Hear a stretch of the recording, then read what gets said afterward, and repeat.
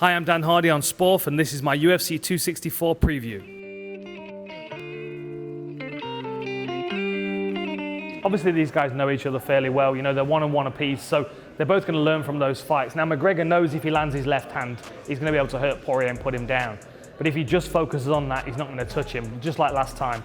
He's got to use the rest of his skill set. So McGregor, I think he's going to come out with all those wide spinning kicks and all the dramatic stuff we like to see, and then it'll be the left hand behind it. But I do think he's going to attack Poirier's leg as well.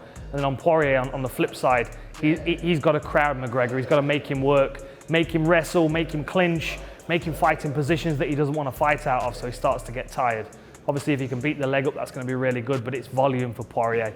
It's landing, 50% of the punches he throws, he lands, and he throws so many. The volume is, something's going to get through.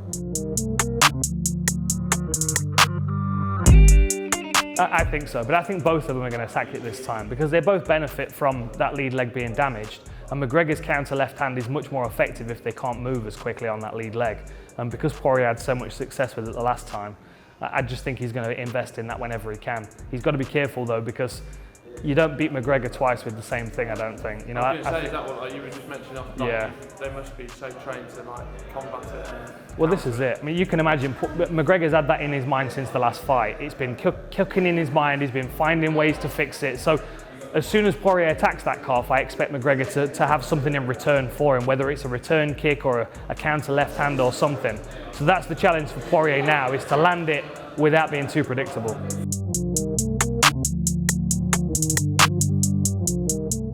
I think it's different from one fighter to the next. I think a big crowd really suits McGregor, and I think he rises to those occasions. You know, when you walk into an arena and it's absolutely filled to the brim and everyone's there to see McGregor fight, whether they want him to win or lose, that energy and atmosphere is there.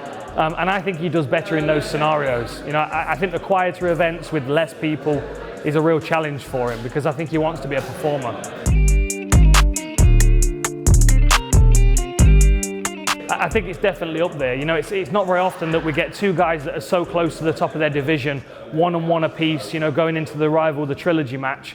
Plus, the winner of this is going to get a title shot. There's no doubt about it. And that's what makes this the biggest fight, is because no matter who wins, we've got the next contender for the belt. And the champion right now, Charles Oliveira, is really dangerous. He's incredibly dangerous for both guys.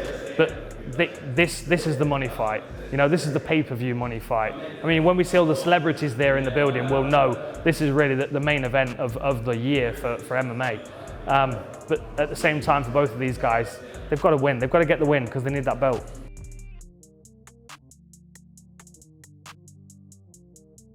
I don't know, to be honest. I think he might disappear for a little while. I think we might see him kind of quieten down. I mean, there are other fights in the UFC for him, like we would see him fight maybe Justin Gaethje or Tony Ferguson, somebody like that. One of the veterans of the division to maybe get him another win. I could see that, but I think Conor can kind of do what he wants, really. If he wants to be an actor or he wants to get into boxing or whatever, he can do it. I think MMA is his thing, it's his passion. He's trying to prove something by getting this win.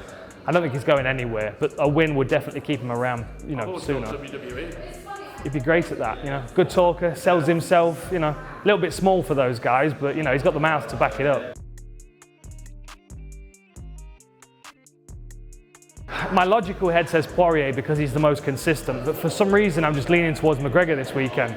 He's one of those kind of guys that rises to the occasion, and this is a big occasion.